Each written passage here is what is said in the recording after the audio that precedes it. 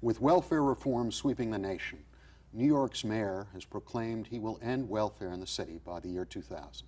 Is that doable? Exactly what does it mean? I'm David R. Jones, president of the Community Service Society of New York, a private not-for-profit that for more than 150 years has sought to improve the lives of the poor. Today on the Urban Agenda, we will explore the impact of the mayor's policies on those in poverty and what it means to the rest of us. We have as our special guest Stephen DiBrienza of Brooklyn, a city councilman for 13 years and chair of the General Welfare Committee. Welcome to the Urban Agenda. Nice to be Well, here. can the mayor do it? Can he end welfare as we know it? Well, he may end the use of the word welfare by changing names, and he may artificially force just about everyone off the rolls. But the real question is, how do we deal with people who are poor and struggling? How do we get people to self-sufficiency and to jobs? And those are the difficult questions that his cliche-laden speech did not answer. Well, he's talked with great sort of glee about the fact that 400,000 people have been dropped from the rolls, and he says they're getting jobs. What does your committee find with that? Well, I tell you the interesting thing. There is absolutely no documentary evidence that any significant number of folks who have left the rolls are actually in real jobs on a permanent basis. It could be true, and one could document it if you were to track the progress of those who leave the rolls. That is to say, if they self-report that they have a job and they leave the rolls, you track and see if in 3 months or 6 months or a year they come back, or if they've stayed in the job market. But what happens here is they assume, the Giuliani administration assumes that everyone who's left the rolls is now somehow self-sufficient, when in fact the vast majority of people have been forced off the rolls through sanctions, through an overzealous kind of sanction procedure, many of whom apply for a fair hearing and eventually win the right to come back for the benefits they need and deserve. And the reason for that is we're not doing or taking the necessary steps to create the kinds of jobs we need and the kinds of opportunities we need to truly move people from welfare to work, which is the goal. Right. We're simply churning, we're simply forcing people off, we're simply claiming credit for the changes. And I can suggest a list of reasons why it has occurred, the least of which has to do with the policies implemented by this administration. Now, you mentioned, and I don't know if all the viewers know about it, that the administration won't collect any data to give to your committee? I mean, you're not just anyone on the street, you're the chair of the committee. Let me suggest, not only will they not respond to us or our requests that they collect this data, but you probably well know, and the viewers may know, that they refuse to share information with newspapers. They refuse to share information with many of the advocacy groups that are out there trying to track the success or lack thereof in this field. We have suggested to the last 2 commissioners that they track the progress of those who leave the rolls. It's you need a longitudinal kind of study. You need to look. You need to be able to do it. You can do it with privacy concerns being met. You can simply find out what happens to folks, and if they return to the beginning of the procedure. They have refused. I believe they refused because you cannot make wildly unsubstantiated claims if you have the data. If you have no data, you can say, as the mayor often does, 20,000 people have gotten jobs, 40,000 people have gotten jobs, thousands upon thousands. They use all kinds of phrases, but they cannot substantiate that. What has really happened? Unbelievable upturn in the economy across the country accounts for some drop in the rolls. Rooting out of waste, fraud, and corruption, everyone supports it. We don't want people on the rolls who don't deserve it. Critically important. And that has reduced the rolls, some 15 to 18% across the nation, probably a little higher in New York. But at some point, after you after you account for the fraud and the corruption, after you account for the booming economy, which has helped some on the edge get back into the mainstream, what has happened to the rest of the folks? I submit it is the process that this administration uses that essentially forces people off the rolls in the short run, and eventually they come back to the beginning of the line, and that's what's not being accounted for. Well, I know with many of the people we talk to from the Community Service Society's vantage point, there's a certain sense of, well, should we care? should, you know, middle class or working New Yorkers really care what happens to this population? Beyond the morality, I mean, we're in the 90s now.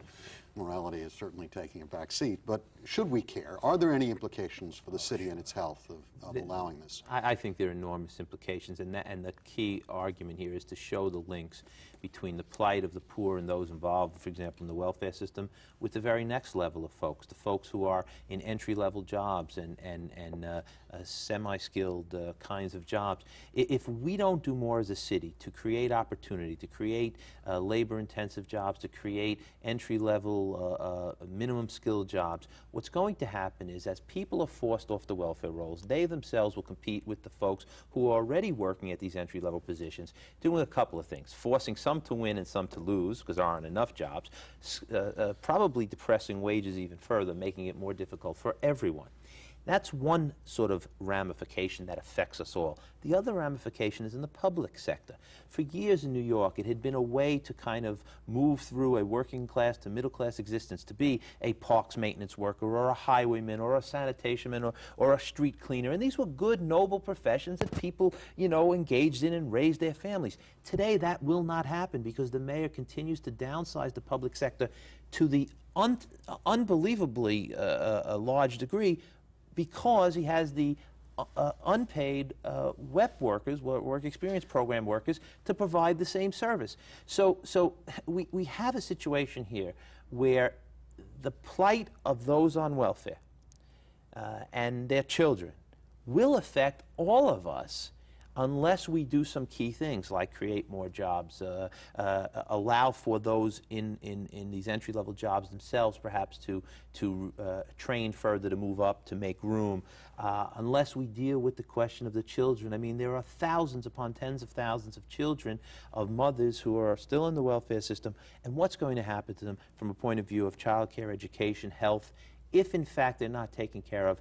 We all ultimately pay. So I would agree with you, whether because you believe it's the right thing to do to care for a hungry, tired, sick child, or whether you believe I better do it now because I'll pay more later, and that'll account for all the views of the, that are out there. Either way, we have to do more. You mentioned in your remarks the work experience program. Can you tell us from your committee's standpoint what have you seen and what have you heard about in testimony? It is clear, based on the testimony of participants, advocates, and if you can read through some of the testimony of the administration, that from the committee's point of view, the program essentially is a failure. I understand that the mayor heralds it as his biggest success, but on any given day, 20 to 30,000 people are out spread among the park, sanitation, and other agencies, cleaning parks, highways, streets.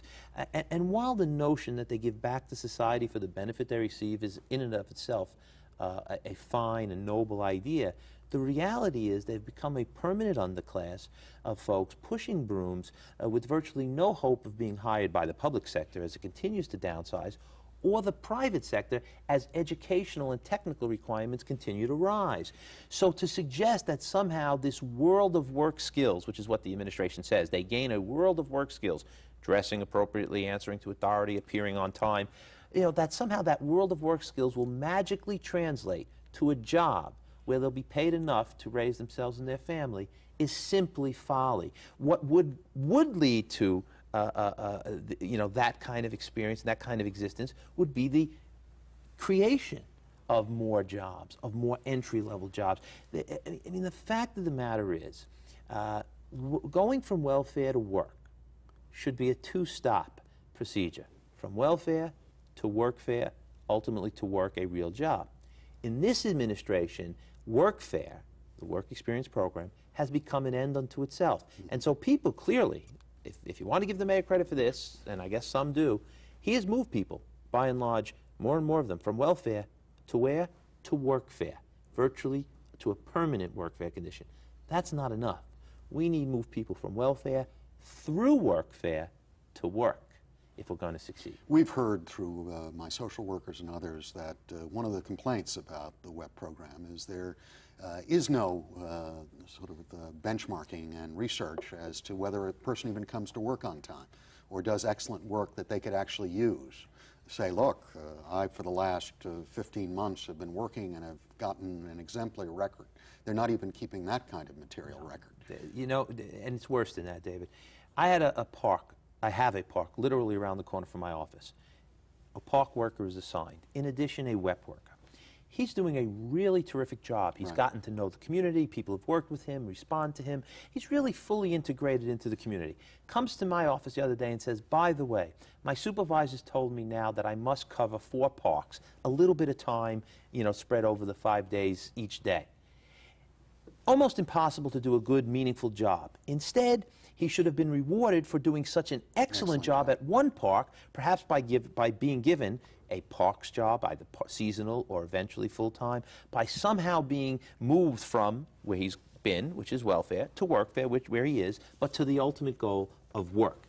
And that's not happening. So not only are they not, is this administration not analyzing, not trying to distinguish and to kind of move those who can move now and move those with more difficulty later, but they're not only are they not doing that, they're in fact penalizing very often the most productive workfare workers by moving them around, by adding jobs to their, or tasks to their list. Giving anything. And that's a problem. You talked earlier about the lack of low-wage jobs coming on board.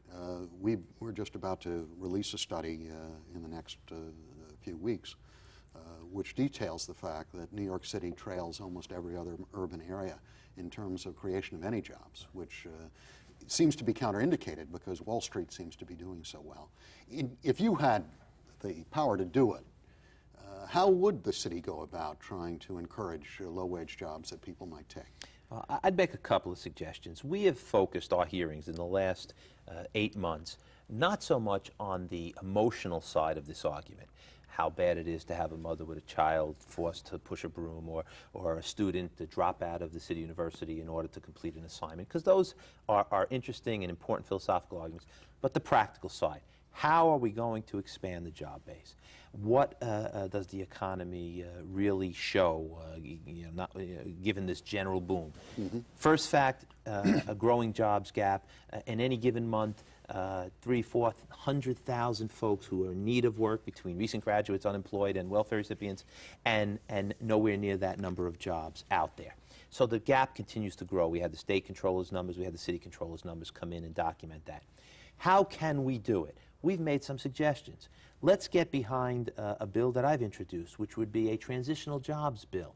We would take the welfare to work money, which is coming from Washington, to states, to every state in this country, and they've told the states, help use this money to help create jobs. Let's create 10,000. It's not going to do it all, but it's a big dent. Let's create 10,000 transitional jobs over the next 5 years where people leave the roles immediately, take this transitional assignment, are given a paycheck instead of a welfare check, have 18 months of real work plus some education and training, at the end of which they then hopefully are in a much better position to get a permanent job. I won't say a real job because it's real from day one, but from a transitional to a permanent job.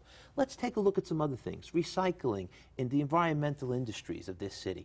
We do a woefully inadequate job in the area of recycling. We could expand recycling in such a way as to create small resource recovery plants. Picture your neighbors, my neighbors, and friends bringing their bottles and cans to a facility because you know what? They're not picked up often enough. So they bring them, and they don't mind taking a walk with a cart full of bottles. But guess what? When they get to that site, you need a very labor-intensive site, perhaps a public-private partnership where not thousands but hundreds of people over the city could be hired in entry-level, low-skill work, but yet important work, to sort, to clean, to produce the recyclable in its right format such that itself is marketable. We can do some more in that area. We could take a look at small business and light manufacturing. We may never get back to heavy manufacturing of the 50s and 40s and 50s, but you know what? Light manufacturing, specialty manufacturing still has room to grow in the city if we were to give it incentives. But it's not usually housed in office towers. And office towers attract the visual attention of this administration and quite frankly, other administrations. And office towers attract the tax incentives. But the small little reconverted loft that becomes a light industry or light manufacturing plant with 47 workers or 87 workers doesn't attract the city support. We need to do more with our tax policies. There's one area I agree with, even let me just add one more, one I agree with the mayor on, sales tax. We just came off a sales tax-free week. Clearly, sales tax on clothing, if we could remove it in total and permanently, would, I think, help small business expand. Again, is it going to solve the whole problem? No. But another component where if these retailers were hiring 4 and 5 and 3 and 2 more, but again, it multiplies over 90,000 small businesses, we're talking about, again, some more entry-level jobs. Now, what are we doing as a committee? We are pulling together the result of the 8 months, not unlike the report you're doing about jobs. We're pulling together the result of the 8 months, and we are packaging a plan, a wish list, if you will, a set of 8 to 10 of these ideas, which we will offer in the months ahead to the city, to all who will listen, saying, this is a menu. If we begin to do some or all of it, we will begin to close the jobs gap and have an increase in the kinds of jobs that we need in order to move people from welfare through workfare to work, which is really what the goal should be. It raises an interesting question. If these are the fat times, in other words, if these are the times when the city's economy is going so well, the recent instability in the stock market because of the Asian and Russian crisis, what happens when the city finally hits it, and perhaps not too distant future, its next recession? What will happen to people who have been either artificially pushed off the rolls, who remain in these programs? Yeah. Are we in for some tough times for the city of New York? Well, I think that in a kind of strange way, the Wall Street slowdown, if you will, may not affect this population as much. Right. In that direct way, because again, this population is not initially going to be filling those high-tech jobs, those new industry jobs, those Wall Street jobs. What will happen, though, is less money generated, means less tax revenue for the city, which means, again, pressure on basic services. When there's pressure on basic services, this administration has only filled the gap by keeping welfare recipients in workfare jobs longer. Mm-hmm. So, in a strange sort of way, the turn down, will hurt. I don't think it's in a direct way. In my opinion. So, what do we need to be ready for? We need to be ready for that kind of turn down, and the only way to be ready for it, in terms of the population we're talking about today, is to create other opportunities. Again, not the traditional Wall Street high-tech opportunities, important as they are for the overall economy, but rather jobs that we can actually link the welfare population to. And that's not so easy. Well, what about the notion of grabbing onto some of the ideas that have been floated around of investing in major structural projects, high-speed rail, tunnels, help with, is that something that might absorb some of this population? I think that's viable. It was an interesting op-ed piece I read recently about comparing the workfare program to the WPA. Right. And I thought how outrageously wrong this comparison was. The WPA, Work Progress Administration, back in Roosevelt's time, actually put people to work. They built roads and highways and bridges. They really produced. And at a point in time, as we came out of that economic crisis, they moved either into those jobs or similar jobs on a permanent basis. That couldn't be further from what happens with workfare. But having said that, I would like to see us begin to move some of the major infrastructure projects to the forefront, invest a little more time, a little more money in infrastructure repair and projects, because then you need to expand the workforce in order to accomplish. On a very personal note, I obviously have grown up in central Brooklyn and Bed-Stuy and know those communities pretty well. I must admit being hurt as I watch some of the groups of WEP workers clean up areas that have nothing to do with their own communities. I had never seen middle-aged people, particularly people of color, marching up and down, sweeping up, clearly had worked all their lives. Right. And suddenly look like they're doing the sort of work for people who have no connection with them. That really hurt me personally. I've never seen anything like that in my entire childhood growing up in New York, and I guess it hit too close to home when you see people who look like my aunts and uncles and of that generation sweeping up while people on rollerblades go around. That hurt. And I think there is a certain mindset here that is not intent on helping people or putting them in positions that have some honor. It doesn't, I've swept and cleaned toilets and done all the rest, and it's right. If it's part of a general movement that cleans up your own community, it somehow takes the sting out of this in a way that perhaps we don't talk about. One of the things I'd like to hear about is your committee's reflection on, the mayor has made much of something called job centers, which are to replace the old welfare centers. I think it sounds good. What have you heard about that one? Well, of course, the evidence is just coming in, and it's anecdotal at best.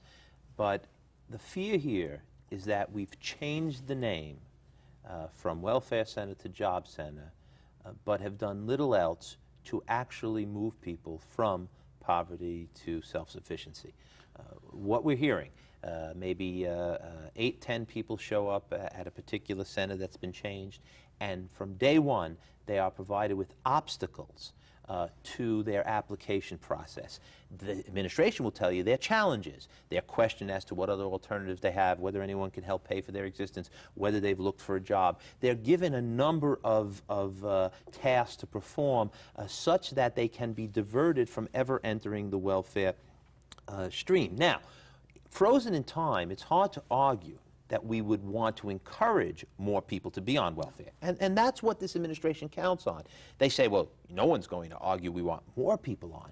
But that doesn't mean that we should not look very cautiously at a system that's beginning to reject 40, 50, 60% of the people who walk in the door without regard to their true need. And so that's the worry in the advocacy community, that people are being diverted, that all energy will be towards stopping at the front door those who may have a need, at least on the current law for assistance.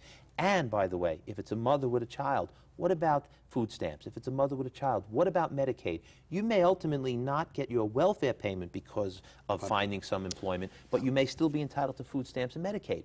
Evidence is mounting that, in fact, there is a kind of set of barriers going up to eligibility. Yes. And that it's couched in terms of changing the mindset, but it may not be what's happening. I think we'll have to watch that for a while. The committee's concerned. Our social workers are finding more and more people are not only losing their welfare benefit, but not being allowed to apply effectively for Medicaid particularly. And that, I don't think many people understood. There was a compromise reached in the Congress which allowed people to sustain their health coverage even as they lost part of it. This could have devastating health impacts. Let's talk a little bit about women and children who are such a large part. What about childcare? How is your committee finding in terms of childcare provision? This is one of the most frustrating areas. You know, we started with single adults, the home relief population unique to New York, and then we moved towards the traditionally, what was called AFDC population, generally mothers with children, first school-age children, so they were okay, and the moms came in. Now we're basically at the remaining thousands upon hundreds of thousands of folks who are mostly women with children. The law says you need be provided with child care and be given 2 options. Most people, I think, if they were fully informed and educated about their choices, would pick licensed regulated care, an educational environment, something that has been the hallmark of New York City and for that matter, state, our early childhood child care, daycare network. What is happening, we find, is that the pressure is placed on folks and that they're told, you need find child care immediately, there are long waiting lists, there are long lines, how about a few bucks for what's called informal care? Now think about a mom with perhaps 2 children, pressed as it is, about to start an assignment, not sure, worried about losing benefits, and then being offered a few dollars to find someone to take care of their child. Well, by and large, they're taking it. And you know what the administration says? Well, to the committee, you don't understand. You're not affording people choice. It's their choice. We're empowering them to choose. I think they're leading them astray. And so what happens is we find more and more people taking the $40 to $70 a week for informal care. Children are being placed in non-educational settings with who knows who watching them, at risk, and ultimately I believe the city, if tragedy occurs, and we hope none does, is at risk here. I believe we all as a society certainly are at risk, and most of all the children are at risk. You know, this goes directly to the history of my own agency 150 years ago. At the turn of the century, the scandal was people being put in unregulated care and being starved to death, children being starved to death. And it's like there's history, it starts with a blank slate here. We're going after years of fights to try to get regulation to make sure children are protected, and we're going back. The better way to go, of course, licensed regulated care, center-based, of course, family daycare networks, which are themselves now regulated because of state and city action.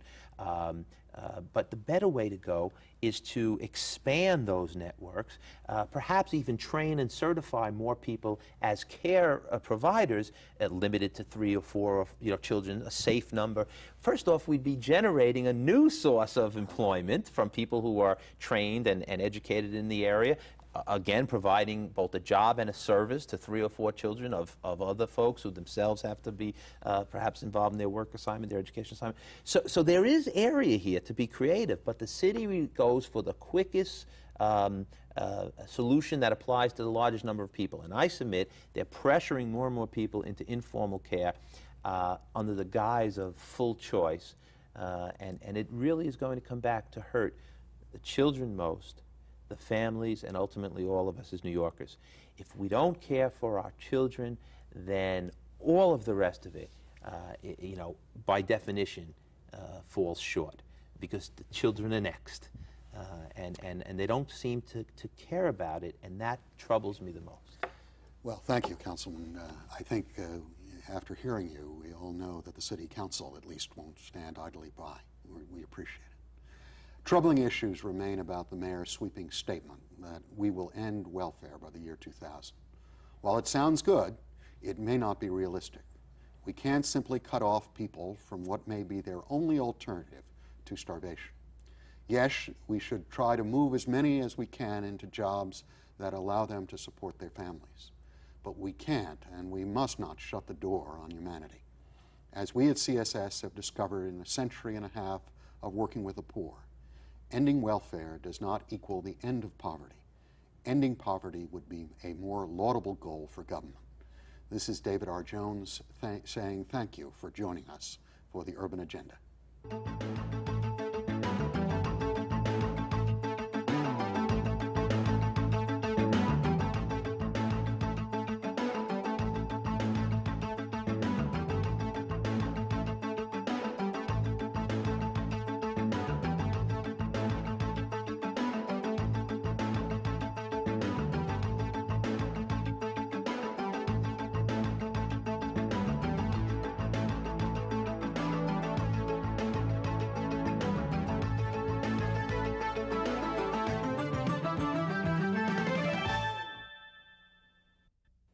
To comment on the Urban Agenda or for more information on CSS, contact Community Service Society of New York, 105 East 22nd Street, New York, New York, 10010.